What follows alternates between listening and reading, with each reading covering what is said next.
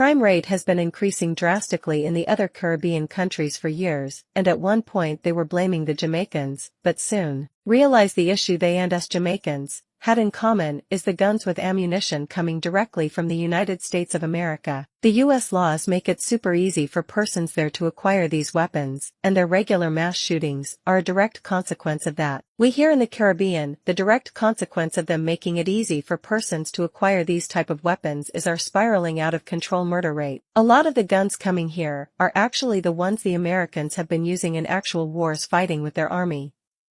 The escalating mass shootings they have been encountering in the U.S., the perpetrators have been using these weapons too. They are struggling to curtail that specific issue of mass shootings, plus they have similar gang violence murders going on in the U.S. like us in the Caribbean.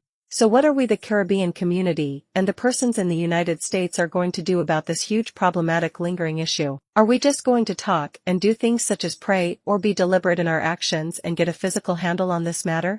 Most persons in the world see the Caribbean countries as their slice of heaven on earth, and do you realize they constantly refer to the Caribbean countries as paradise?